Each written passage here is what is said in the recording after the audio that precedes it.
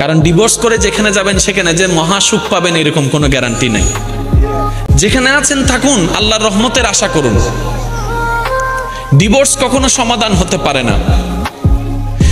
স্বামীর কাজ হচ্ছে স্ত্রীদেরকে মায়া প্রদর্শন করা, মহাব্বত প্রদর্শন করা, কেয়ারিং প্রদর্শন করা। আর স্ত্রীদের কাজ হচ্ছে স্বামীদেরকে ভক্তি করা, শ্রদ্ধা করা, সম্মান করা। দুইজনের পক্ষ থেকে যখন এই ইসলামের নিয়ম দুইটা চলে আসবে, অশান্তির সংসার অশান্তির হয়ে যাবে। সুবহানাল্লাহ। স্বামীর কাজ হচ্ছে কখনো কারো সামনে তার স্ত্রীকে ছোট না করা, আর স্ত্রীর কাজ হচ্ছে কখনো কারো সামনে নিজের স্বামীকে ছোট হতে না দেওয়া। কেউ যদি বলে তোমার স্বামী তো এমন, আপনি বড় গলায় বলবেন আমার স্বামী যেমনই হোক এটা আমার স্বামী, আপনার কথা বলার দরকার নাই। কেউ যদি বলে তোমার বউ এমন করেছে, আমারটা আমি দেখবো, সম্পত্তিটা আমার। দুইজনের ভিতরে যখন তৃতীয় পক্ষ ঢুকে যায়, ঝামেলা সব জায়গায়।